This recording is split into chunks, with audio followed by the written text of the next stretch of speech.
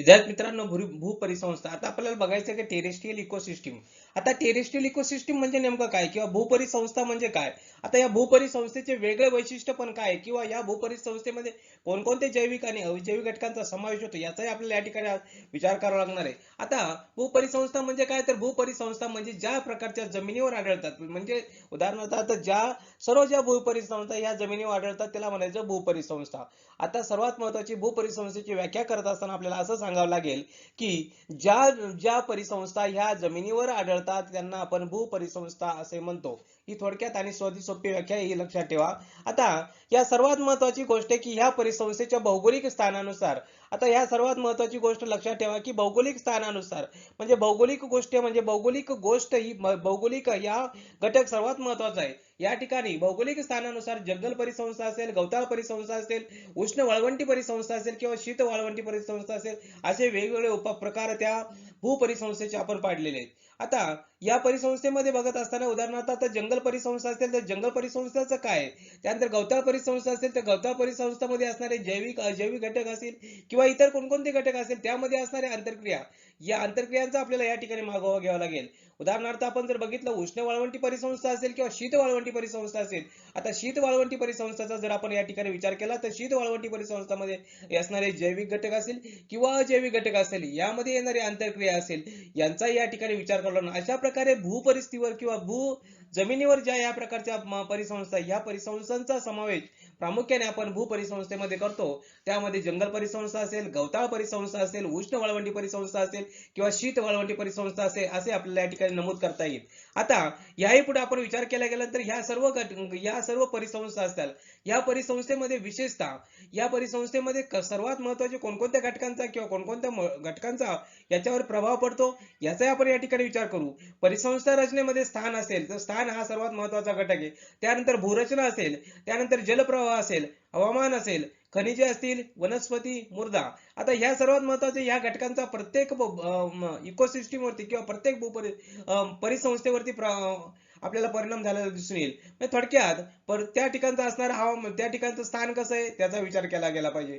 त्या ठिकाणी असणारी भूरचना कशी आहे, त्या भूरचनेचा म्हणजे कोणत्या स्वरूपाची भूरचना आहे, म्हणजे पर्वतमय भूरचना आहे किंवा पठारी प्रकारची आहे किंवा मैदानी स्वरूपाची, अशा प्रकारची ती भूरचना असेल तर त्या भूरचनेचा विचार आपण त्या ठिकाणी करतो. त्या ठिकाणी जलप्रवाह असेल म्हणजे कोणकोणत्याही प्रकारचे जलप्रवाह, या जलप्रवाहावरून सुद्धा चाही परिणाम प्रामुख्याने त्या परिसंस्थेवरती झालेला आपल्याला. त्यानंतर पुढचं हवामान असेल तर हवामान कोणत्या प्रकारचं आहे, हवामान कशा आहे, थंड प्रकारचं हवामान आहे का उष्ण प्रकारचं आहे का दमट आहे, अशा प्रकारचं हवामान आहे. त्या ठिकाणी असणारे कोणकोणते खनिजे आहेत, त्या खनिजांचाही समावेश प्रामुख्याने त्या परिसंस्थेवर त्याचा प्रभाव पडलेला आपल्याला दिसून येईल. आता वनस्पती जीवन असेल तर वनस्पती जीवन हे प्रामुख्याने त्या ठिकाणी असणारी स्थान असेल, भूरचना असेल, जलप्रवाह असेल, हवामान असेल, याचाही परिणाम त्या ठिकाणी असणाऱ्या वनस्पती, मृदा यांच्यावर मोठा प्रभाव पडलेला आहे. म्हणजे ह्या सर्व गोष्टींचा आपण जर विचार केला तर त्या ठिकाणी असणारी गवताळ परिसंस्था असेल, जंगल परिसंस्था असेल, उष्ण वाळवंटी परिसंस्था असेल किंवा शीत वाळवंटी परिसंस्था असेल, ह्या सर्वांचा समावेश किंवा ह्या असणाऱ्या परिसंस्थेवरती ह्या घटकांचा म्हणजे स्थान असेल, भूरचना असेल, जलप्रवाह असेल, हवामान असेल, खनिजे असेल, वनस्पती असेल, मृदा असेल, यांचा नक्कीच प्रभाव पडलेला आपल्याला दिसून येईल. आता याही नंतर पुढे आपण गेलो तर या ठिकाणी असणाऱ्या या भौगोलिक घटकांचा आपण या ठिकाणी विचार केला. या भौगोलिक घटकांचा विचार करत असताना अनुसरून भूपरिसंस्था कशा निर्माण झाल्या, भूपरिसंस्था निर्माण झालेल्या आहेत असं आपल्या या ठिकाणी म्हणता येईल. आता या भौगोलिक वेगवेगळ्या या परिसंस्थाचा आपण विचार करूया की भूपरिसंस्था काय अशा वेगवेगळ्या प्रकारच्या निर्माण झाल्या असतील. तर सर्वात महत्वाची गोष्ट की ह्या भौगोलिक घटकांचा असणारी विविधता, म्हणजे उदाहरणार्थ स्थान असेल, भूरचना असेल, जलप्रवाह असेल, हवामान असेल, खनिजे, हे असणारे जे भौगोलिक घटक आहे, या भौगोलिक घटकामध्ये विविधता आढळून येते आणि विविधता असल्यामुळे या ठिकाणी असणारं त्यांचं विषमता स्वरूप आणि ह्याच दोन घटकांमुळे किंवा ह्याच दोन कारणांमुळे, विविधता असेल भौगोलिक घटकांची, विषमता असेल विविध घटकांची, या दोन कारणामुळे भूपरिसंस्था विविध प्रकारच्या निर्माण झाल्या आहेत असं आपल्याला या ठिकाणी नमूद करता येईल. म्हणजे थोडक्यात असा आपण विचार करू की ह्या भूपरिसंस्था असेल, ह्या भूपरिसंस्थाचं ह्या दोन घटकामुळे म्हणजे भौगोलिक घटकांचा असणारी विविधता आणि विषमता, हे दोन प्रमुख घटक जर आपण विचार केला तर त्या ठिकाणी भूपरिसंस्था आपल्याला वेगवेगळ्या जाणवल्या की विविधता निर्माण झाली असं आपल्या या ठिकाणी नमूद करतोय. आता त्यानंतर पुढे गेल्यानंतर आपण पहिली बघणार आहोत ह्या वेगवेगळ्या प्रकारच्या भूपरिसंस्था आपल्याला अभ्यासायचे. आता या परिसंस्थेमध्ये पहिली आपण बघणार आहोत जंगल परिसंस्था किंवा फॉरेस्ट इकोसिस्टीम म्हणजे काय, किंवा फॉरेस्ट इकोसिस्टीम कशाला म्हणायचं, किंवा जंगल परिसंस्था म्हणजे काय. आता जंगल परिसंस्था असेल तर जंगल परिसंस्थेचा काय अर्थ होतो, किंवा जंगल परिसंस्था कशी आहे हे आपण आज अभ्यासणार आहोत. आता सर्वात महत्वाची गोष्ट आहे की जंगल परिसंस्थेच्या आपण बघितलं मगाशी की प्रत्येक असणारे घटक असतील, या घटकांचा असणाऱ्या त्या परिसंस्थेवर कसा परिणाम झाला आहे किंवा याचा प्रभाव कसा पडतो, याच विचार आपण करत असताना जंगल परिसंस्था पृथ्वी तलावावर प्रामुख्याने हवामान, शुष्क व ते आर्द्र क्षेत्रामध्ये विविध प्रकारच्या स्वरूपामध्ये आढळते. आता आपल्याला माहिती आहे की वेगवेगळ्या प्रकारचं हवामान आपल्या या पृथ्वी तलावरती आहेत. म्हणजे शुष्क प्रकारचं हवामान असेल, आर्द्र प्रकारचं हवामान असेल किंवा समशीतोष्ण प्रकारचं हवामान असेल, अशा वेगवेगळ्या क्षेत्रामध्ये असणाऱ्या ह्या जंगलांचा प्रामुख्याने ह्या हवामानाचा त्या असणाऱ्या त्या जंगल परिसंस्थेवरती नक्कीच परिणाम झालेला आहे. आणि त्याचमुळे जंगल परिसंस्था ह्या वेगवेगळ्या प्रकारच्या विविधता त्या ठिकाणी आपल्याला दिसून येईल असं म्हणता येईल. आता त्याही पुढे आपण जर गेलो तर सर्वात महत्वाची गोष्ट की हवामानाचे वेगवेगळे अंग आहे आपल्याला माहिती आहे. आता हे हवामानाचे अंग अभ्यासत असताना हवामानाचे तापमान असेल, पर्जन्य असेल, या दोन प्रमुख घटकांचा, हवामानाचे तापमान आणि पर्जन्य या प्रमुख दोन घटकांचा प्रामुख्याने जंगल परिसंस्थेवर मोठा परिणाम होतो असं आपण या ठिकाणी म्हणूया. म्हणजे थोडक्यात हवामानातला कुठलाही दोन महत्वाचे घटक असेल तर तापमान आणि पर्जन्य हे दोन घटक या प्रत्येक परिसंस्थेवरती म्हणजे जंगल परिसंस्थेवरती त्याचा मोठा प्रभाव पडतात असं आपल्याला म्हणता येईल. म्हणजे थोडक्यात आपण असा विचार करू की तापमान असेल, पर्जन्यविषयक स्थिती असेल, ही पृथ्वी तलावर समान नसल्यामुळे जंगल परिसंस्था देखील समान स्वरूपाचे आढळत नाहीत असं आपल्याला त्या ठिकाणी सांगता येईल. म्हणजे एखाद्या ठिकाणी जर आपण एखाद्या ठिकाणी विचार केला तर विषुवृत्तीय प्रदेश असेल, त्या विषुवृत्तीय प्रदेशामध्ये असणारं तापमान असेल, पर्जन्य असेल. तेच आपण शीत प्रदेशामध्ये गेलो तर शीत प्रदेशामध्ये असणारं तापमान आणि पर्जन्य याविषयी असणारी परिस्थिती असेल, या परिस्थितीमध्ये नक्कीच मोठा बदल आहे. म्हणजे या ठिकाणी असणारी मोठी तफावत आहे. या दोन गोष्टींमुळे किंवा या दोन घटकांमुळे या ठिकाणी असणारी जंगल परिसंस्था यामध्ये विविधता आपल्याला दिसून येते. आता ही विविधता का दिसून येते तर सर्वात महत्वाची गोष्ट आहे की ज्या ठिकाणी एखाद्या ठिकाणी पाऊस भरपूर पडत असेल तर तापमान सुद्धा भरपूर असेल, एखाद्या ठिकाणी तापमान कमी असेल तर त्या ठिकाणी पाऊसही पडत नसेल. म्हणजे अशा ठिकाणी ह्या असणाऱ्या विविधता, तापमानामध्ये असणारी विविधता असेल, पर्जन्यामध्ये असणारी विविधता असेल, आणि हे दोन प्रमुख घटक हे जंगल परिसंस्थेवर नक्की मोठा प्रभाव पडतात असं आपल्या या ठिकाणी नमूद करावं लागेल.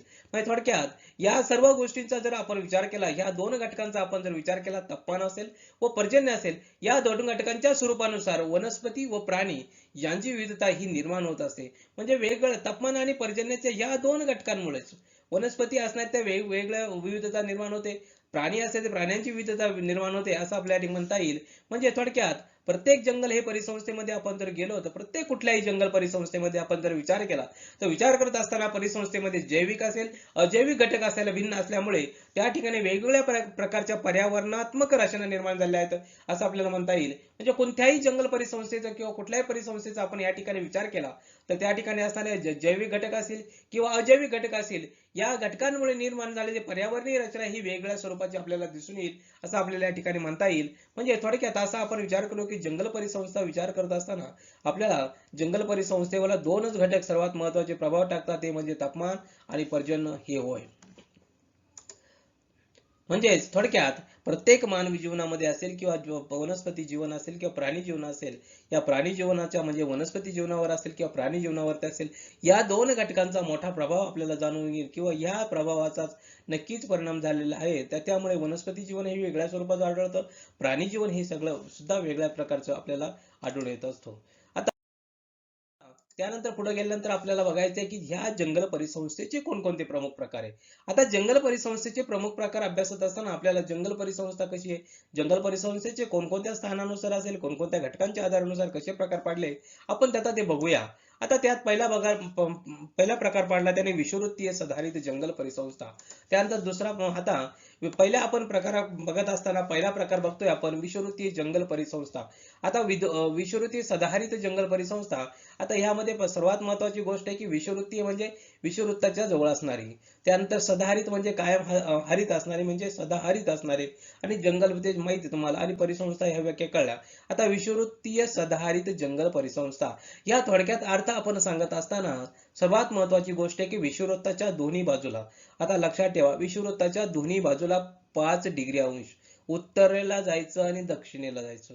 म्हणजे दोन्ही बाजूला विषुववृत्ताच्या हे 0 डिग्री वरती, हे आपल्याला माहिती आहे, विषुववृत्ताच्या 5 अंश उत्तर जा, दक्षिणेला 5 अंश जा, याच्या दरम्यानचा जो पट्टा असेल किंवा जो भाग येतो त्या ठिकाणच्या ज्या परिसंस्था आढळतात सर्वात महत्वाचं स्थान हे या ठिकाणी आपल्याला सांगता येईल की विषुववृत्तावर असेल किंवा पृथ्वीगोलावर असेल किंवा या पृथ्वीवरती असेल 5 अंश उत्तरेला 5 अंश दक्षिणेला कुठं विषुववृत्तापासून तर त्या ठिकाणी आपल्याला कुठली परिसंस्था आढळते त्या ठिकाणी आपल्याला आढळते विषुववृत्तीय सदाहरित जंगल परिसंस्था असं आपल्याला या ठिकाणी म्हणता येईल.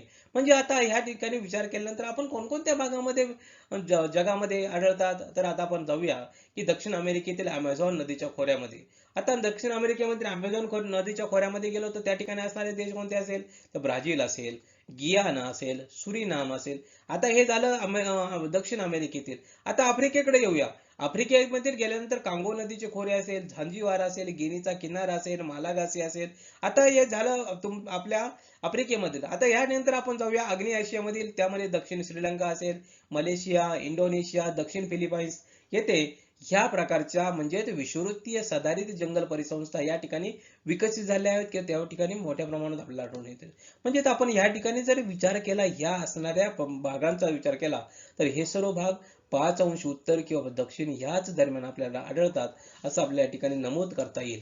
आता थोडक्यात आता ह्या ठिकाणीच का आढळतात, या ठिकाणी असणारी वेगळी काय परिस्थिती आहे तर ह्या परिस्थितीचा आपण विचार करत असताना ह्या परिसंस्थेमध्ये प्रामुख्याने सर्वात महत्वाची गोष्ट आहे की ह्या ठिकाणी असणाऱ्या ह्या प्रदेशामध्ये सूर्यकिरणे वर्षभर लंबरूप पडत असल्यामुळे तापमान ह्या ठिकाणी जास्त असते आणि तापमान जास्त असल्यामुळे या ठिकाणी आता तापमान किती जास्त आहे तर वार्षिक सरासरी पर्जन्य वार्षिक सरासरी तापमान या ठिकाणी 25 डिग्री सेल्सिअस ते 27 डिग्री सेल्सिअसच्या दरम्यान आढळते.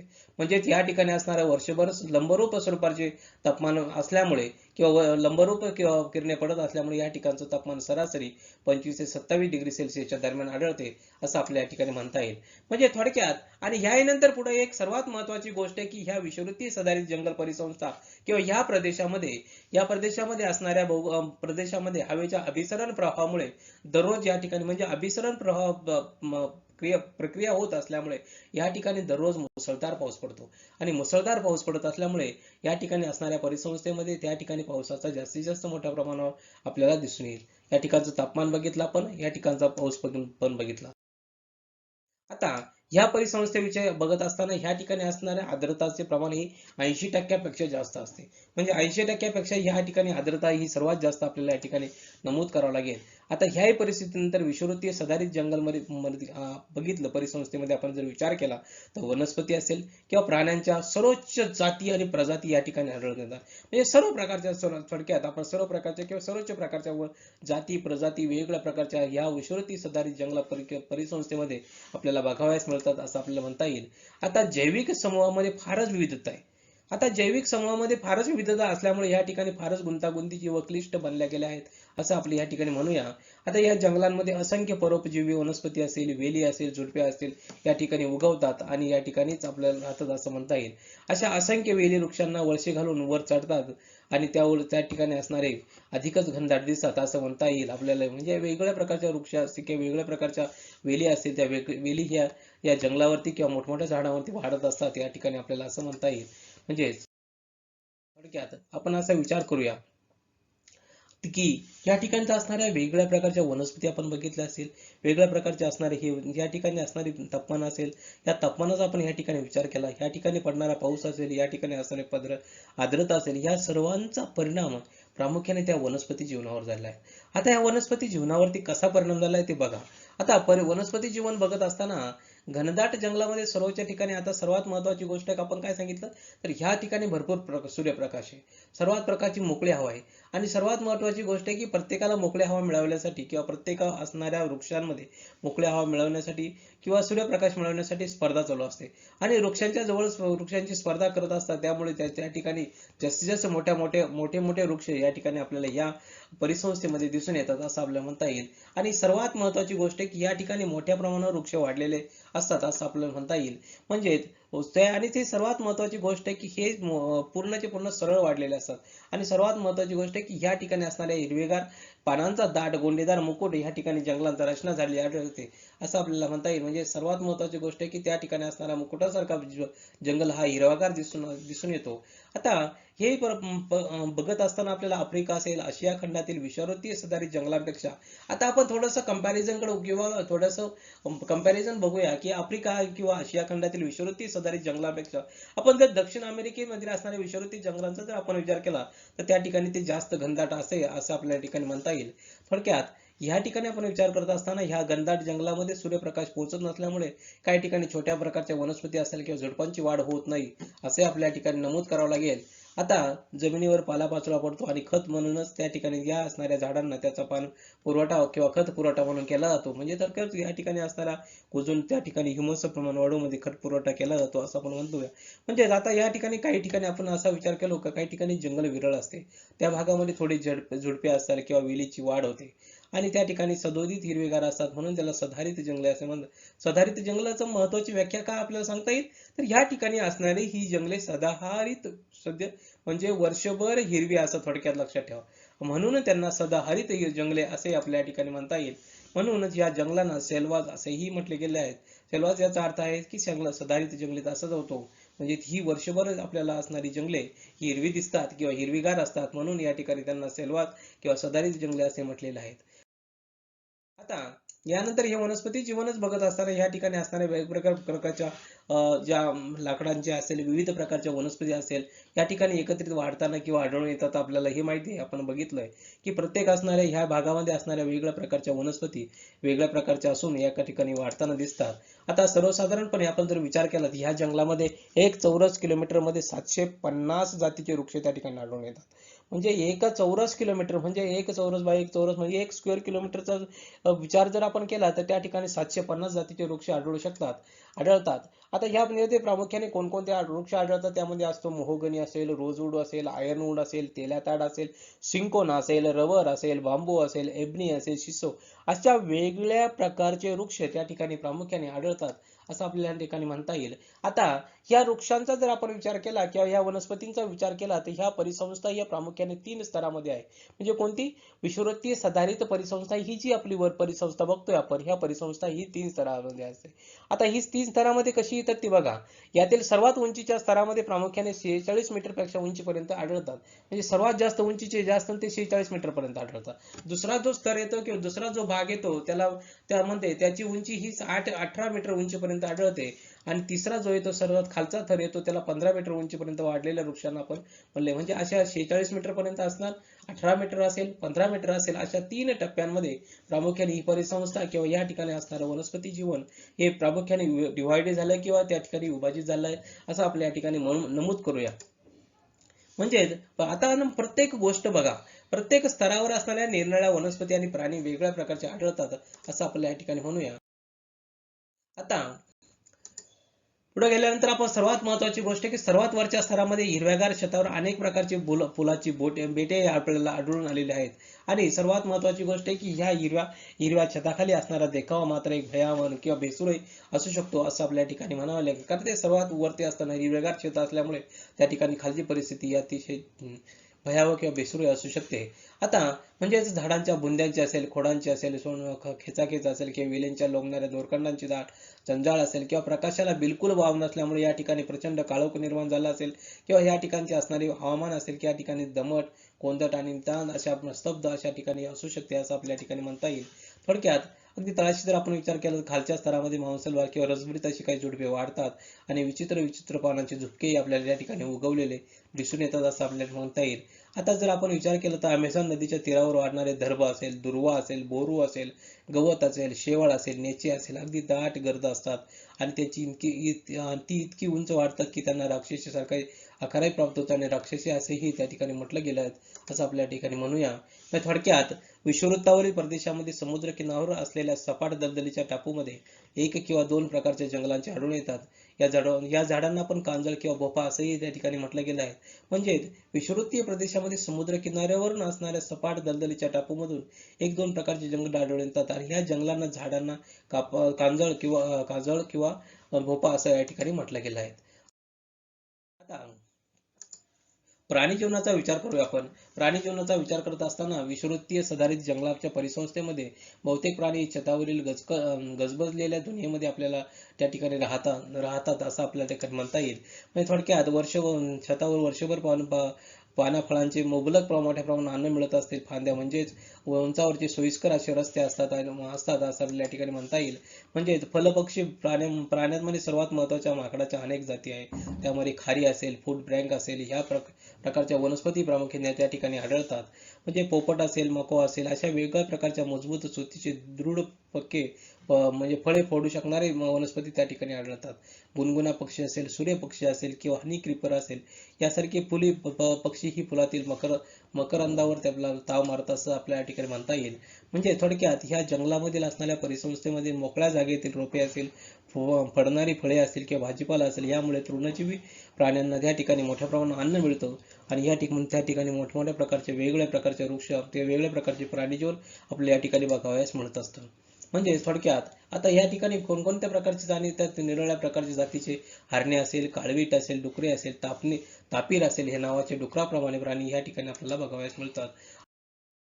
आता त्यामध्ये सर्वात आगोती किंवा पाका ह्या नावाचे दक्षिण अमेरिकेमध्ये सदाहरित जंगलामध्ये तीक्ष्ण दंती प्रकारचे प्राणी त्या ठिकाणी आढळतात आणि सर्वात महत्त्वाची गोष्ट या प्राण्यांची गुजराण प्रामुख्याने त्या ठिकाणी असणाऱ्या जंगलामध्ये फळावर गुजराण करत असतात.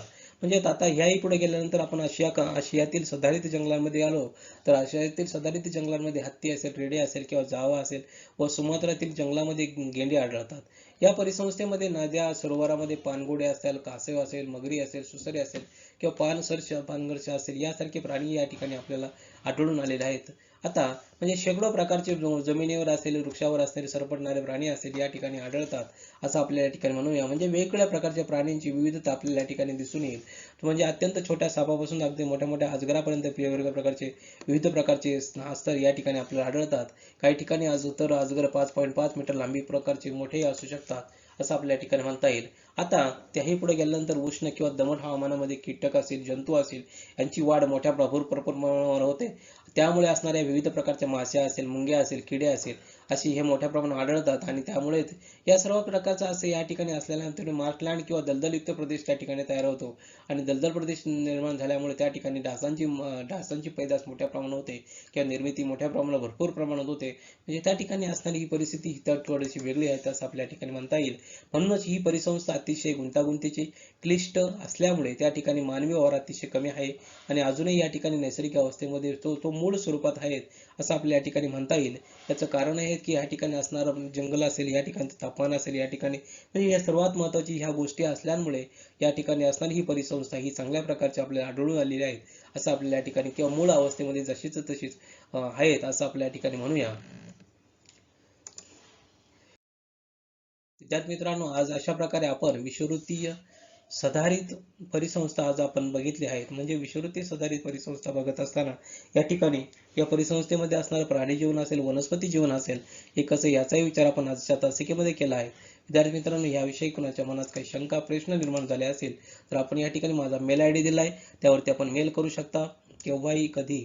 आपण विद्यार्थी मित्रांनो पुढील तासिकेला आणखीन एक जंगल परिसंस्था घेऊन बघणार आहोत. तोपर्यंत good bye, good night, bye bye.